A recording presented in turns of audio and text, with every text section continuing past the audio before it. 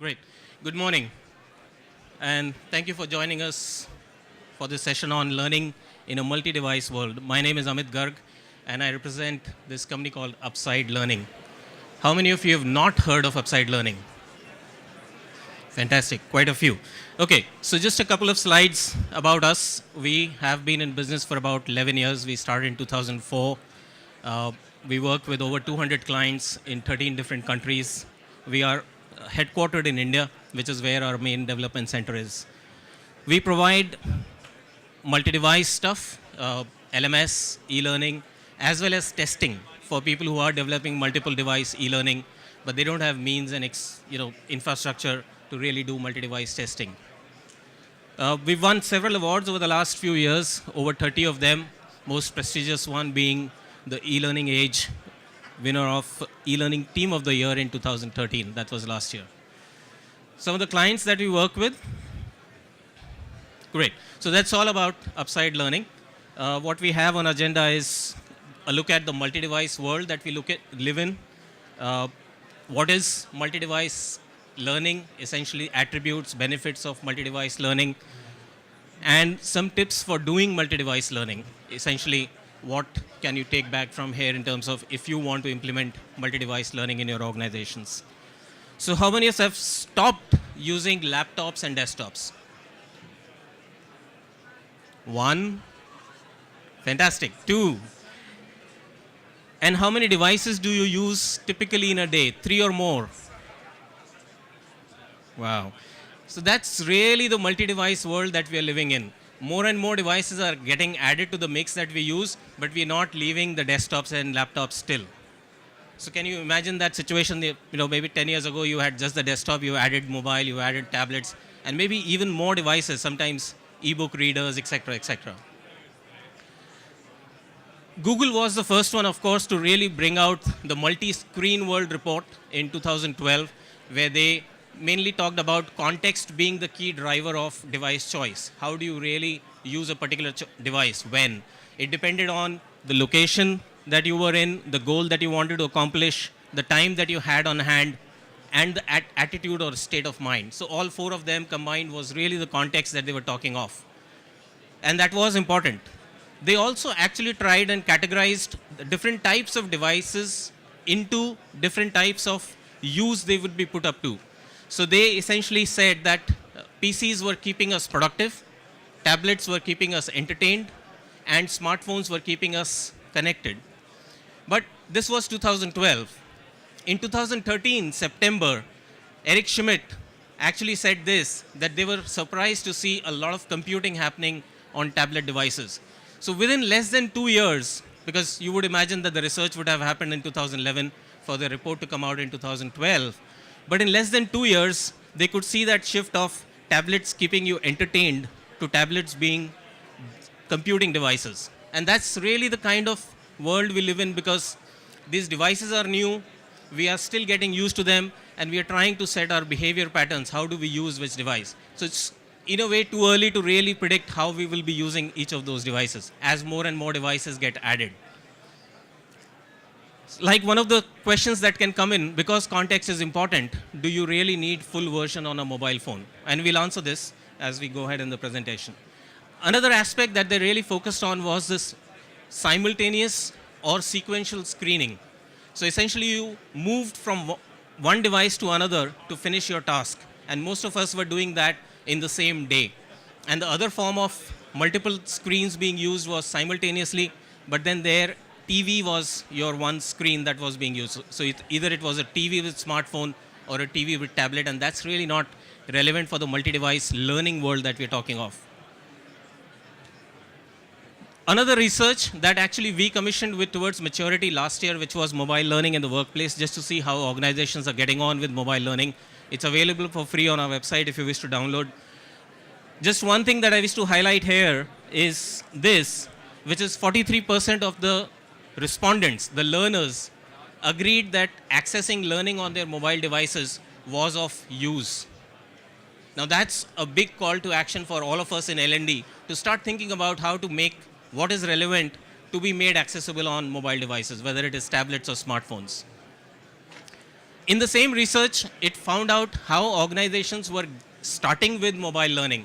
And of the total organizations that were surveyed, 35% said that they were enabling content for mobile devices. That means legacy content, they were enabling that for mobile devices. And 53% of the top quartile, towards maturity report has quartile-wise distribution of clients in terms of their maturity of learning technology usage. So the top quartile was really 53% of those were enabling content for mobile devices. Incidentally, we have a session on this tomorrow on enabling your Flash-based content to HTML in the other hall if you wish to really attend that. That's in the afternoon. All right, so what is this multi-device world that we're living in? It should actually include even the TV and the smartwatch or the Google Glass, etc. But that's really a little far away. Google Glass, in fact, has been shelved for the moment, if you have heard that news, and they have just said that probably Google Glass 2 will come out soon. But then smartwatches are a little too small, not yet really used, so we really don't know how they will be used. But there is potential to use them in learning solutions as well. But for our discussion today, we'll have the matrix limited to just these three, which is desktops or laptops, tablets, and then mobile devices. Now, you could do multi-device learning by targeting all those devices or just a few of those. You could possibly do multi-device even if you're doing traditional type of learning, which is extending your typical e-learning to tablets, from your desktops to tablets. And a whole lot of organizations are actually doing this. In our organization, we're doing more than 70% of our work, which is actually in this. So that's the way most people are really moving towards mobile, by first either creating new stuff, which is targeting both of these devices, or they're moving their existing stuff, which was meant for desktops, to also to tablets. But this would still look as traditional e-learning that you have been doing for many years. The backend would be different to make it compatible with tablets. You could go to the other extreme, which is just tablets and mobile phones. You would be doing some sort of web-based or app-based mobile learning. But this could again be responsive if you do it with HTML5 and it is accessed from a single location, etc. And if you're targeting all of these, you are probably going to create responsive e-learning, which will be true multi-device, and it can really cater to all sorts of devices in between and even beyond these extremes. So even smaller smartphones and even bigger than your desktop screens. So that is where true multi-device learning will really come in. So some attributes of multi-device learning. It should be available on the device of your choice, especially if you're going to target all the devices. Whatever device you have, you should be able to access it on that. It adapts to the device that you're using. So if you had, the same thing if it was presented on a desktop screen, would ideally squeeze and readjust itself to present it in a digestible, more useful manner on a mobile device. You can also take it from one device and move on to another device to complete it, like the sequencing that the Google report was talking of. So you can start on a phone and possibly finish on a PC. It is not just push, but also pull. So essentially, whenever you're moving on to mobile devices, you will have this as one of the criteria, that it is going to support the learners at their moment of need. When they need it, they are able to pull it. And that's what really the promise of multi-device learning is. And critically, from the back end, it is one source. So you are essentially having one code set which has been placed at one place, and you are accessing it on all your devices from the same set. It is easier to maintain, easier to program, cost effective. What does it look like? So some of these samples that we've worked on, there are 4 columns in terms of 4 elements which get laid down differently on a tablet device in portrait mode, and it becomes a carousel on a mobile device. Same information, full information, but in a different format. Accordion, again, horizontal one, this is a vertical one.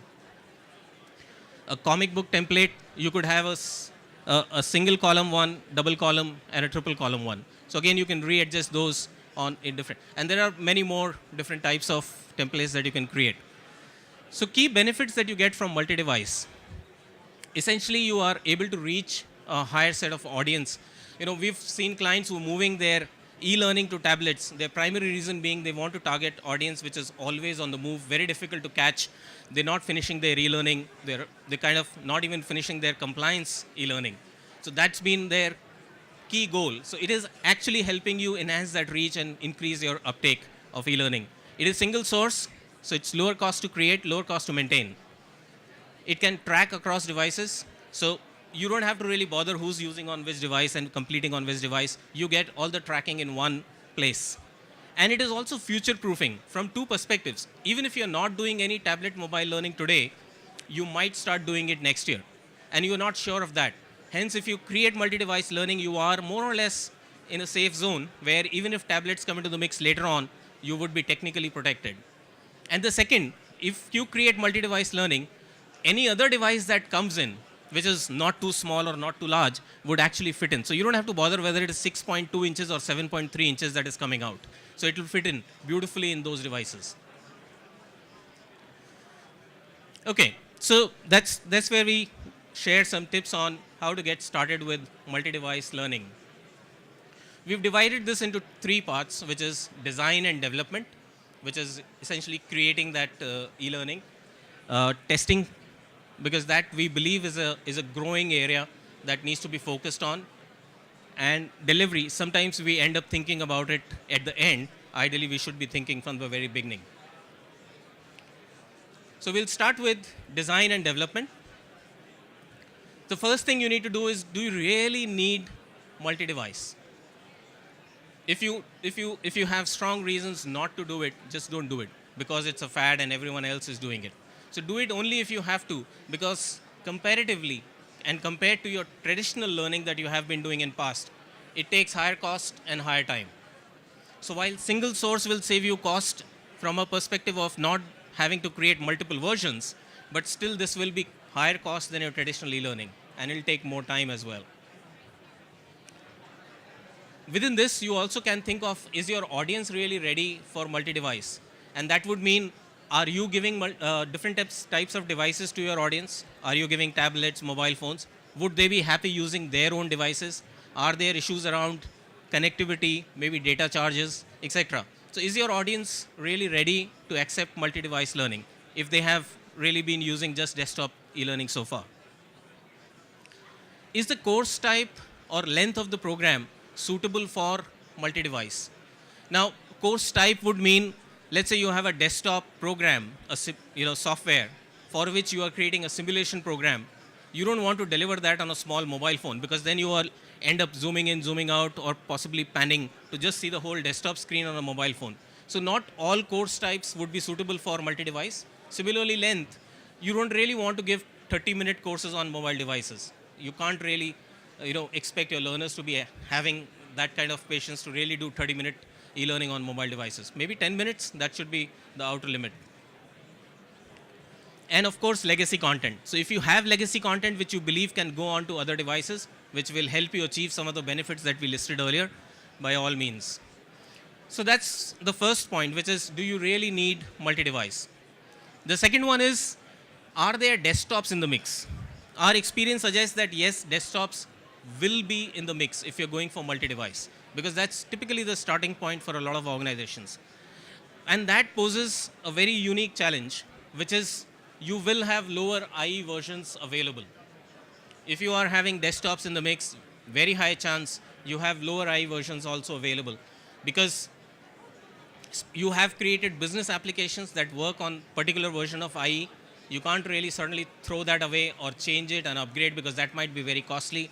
So your IT has locked down the IE version, and you have to work with that.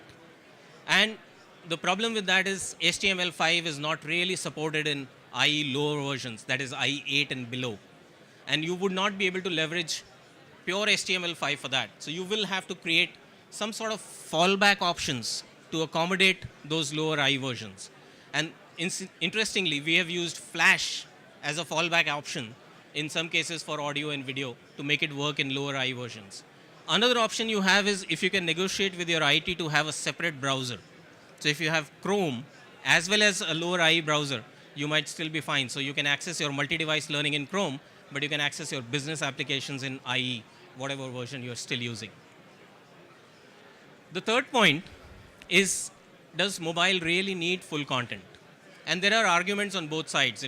Context is of course the most important thing, as we saw from the report, and how we use devices. From our own experience, we would know that if you had a choice of devices at a particular point, you would pull up only one particular type of device.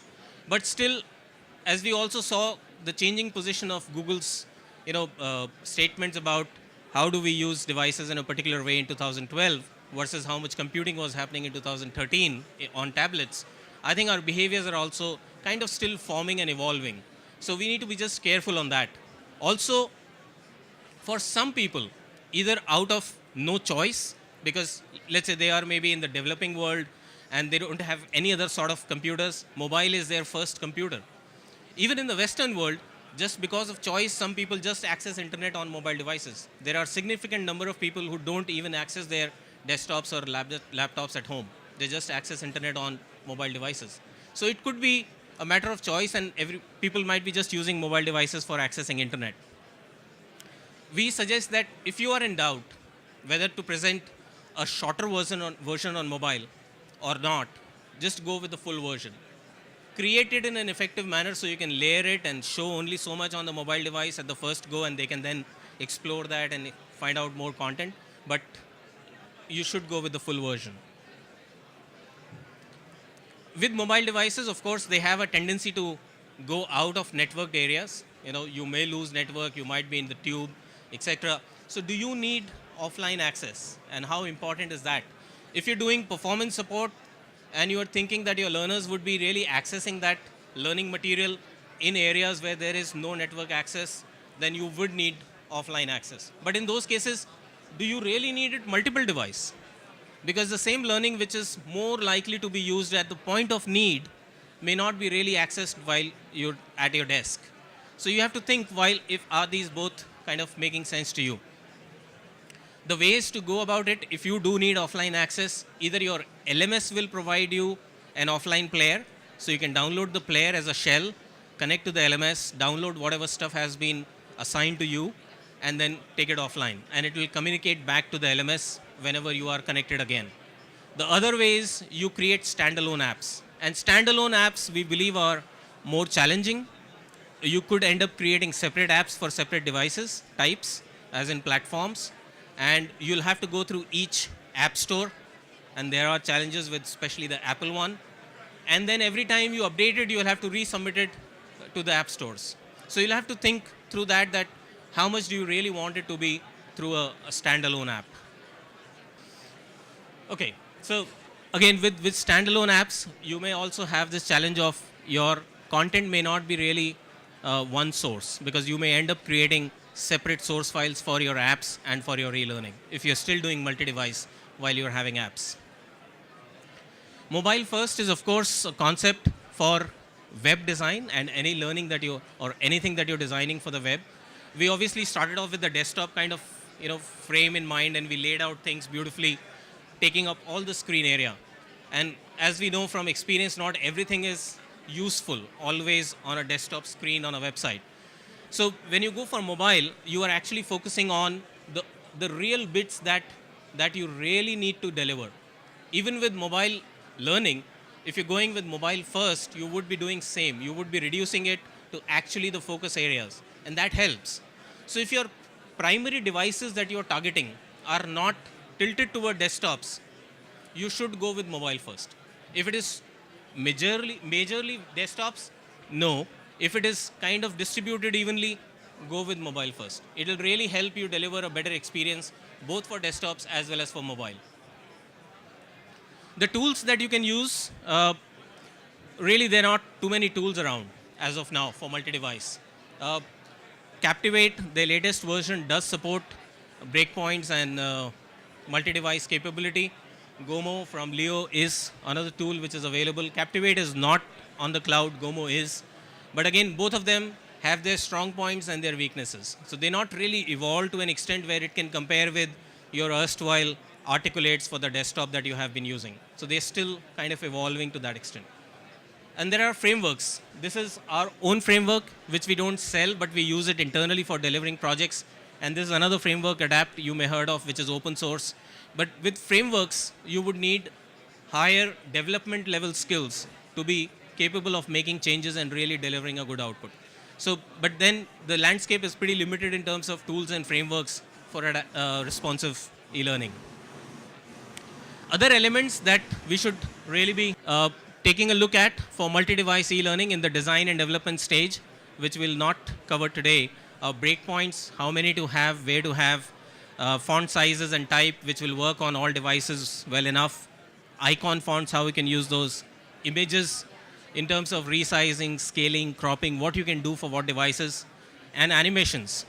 So we have, again, a ebook which might be helpful in getting you some information on that if you wish to download that, which is bit.ly/RSP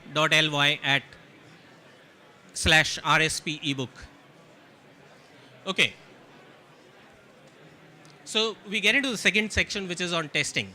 Now, testing for flash-based e-learning, or what you have been doing in past, has been pretty simple. And the reason being, Flash was really the wrapper which was kind of taking away all the vagaries of browsers and OSs out. And it was giving you a safe environment and a consistent environment. Whatever OS you are on, whatever browser you are on, if it works in a Flash player, it will work on all devices. So you didn't have to really go ahead and test on multiple browsers, OSs. So if you tested on one device, that was good enough. With multi-device, there's a whole lot of variables that you're looking at. There are different types of devices, different rotations, sizes. There are different browsers. There are different manufacturers, bandwidth constraints, etc. I think this just creates a whole lot of different variables that you need to be careful of when you are testing for multi-device learning. A testing environment could be as simple as this if you just had 3 devices. So let's say your organization is distributing devices and you said we'll have one particular type of desktop with one browser, we'll have one type of tablet with one size only, and we'll have one smartphone. This is your testing matrix. But then the moment you increase types of devices, or you go the BYOD way where anybody can bring in their own device and you're not putting a limitation on that, then you are really referring to a much complex testing environment that you need to create. You might end up having a testing environment of 20, 25 devices that you need to really validate on. In terms of creating test plans, here is a quick example of how the test plans across devices will change. So this particular scenario has tabbed interaction. So you could touch 1, 2, 3, or you can touch next, back, and that should work in your desktop environment. In a tablet, apart from those, the horizontal swipe should also work. But on a mobile, the interaction has been changed completely to fit it to that screen and give you a good experience. But now it is, none of the tabs are there. You just have vertical swipe. So your test plans kind of change for each template based on how you are laying out on different devices. And that could really prove a little challenging in creating your test plans. You might end up having 8 to 10 different types of test plans, depending on browsers and the versions of platforms that you're using. Also, what we recommend is to get physical devices for testing. And it is difficult to get all sorts of devices. But let's say you have created a testing environment of about 20 devices that you believe would be about 95, 98% of your devices on which the learning will be accessed. Get at least 5 of those devices as physical devices, the primary ones, which you believe can take care of 75, 80% of the access, the most popular ones. Why? Because the simulators and emulators don't really give you reliable results. And it will make a lot of sense to get physical devices to do testing on that. Now, that's just an image of the lab that we have in terms of devices that we've procured, and we continue to upgrade that as new devices come in, because that's something that we need to do necessarily on all multi-device projects that we work on. In terms of testing process, there's more testing to be done, and we say test, test, and retest, and I'll tell you why. The first round of testing, we suggest we start with just 3 devices. One desktop, one tablet in a portrait mode, and the smallest smartphone that you are targeting in portrait mode. Now what this does is gives you the bigger issues without really spending too much testing effort. So if there are bigger problems on desktops or tablets, you can see visually it is not looking appealing, it's getting cut off, etc., etc. Solve those and then revalidate that.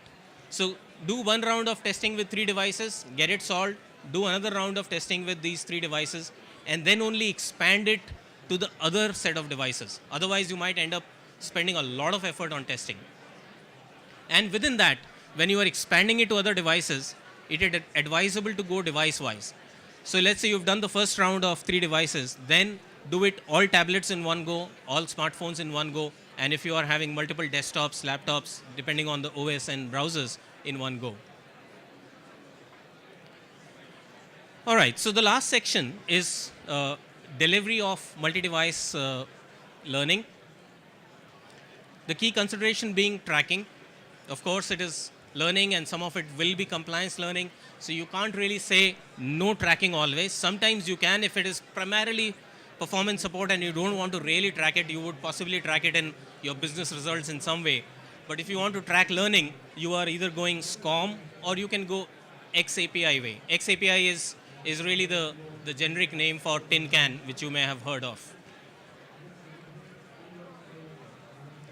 If you're going offline, as I said earlier, you need to have an LMS which can provide you an offline player. Else you're going standalone app way, which could be slightly difficult to track back to your LMS.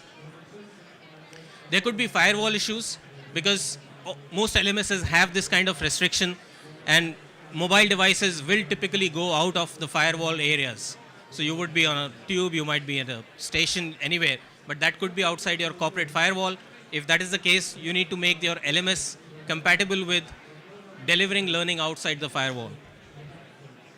A responsive LMS is a good solution which could possibly get you deliver a good experience on all sorts of devices.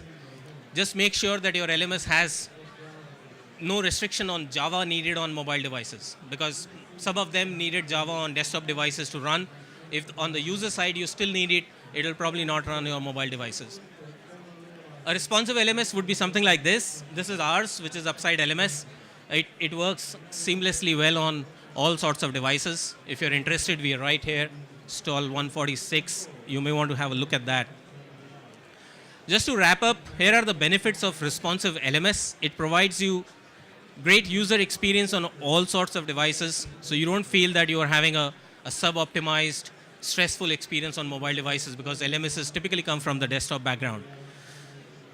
It extends the reach of your learning to in the workflow moment.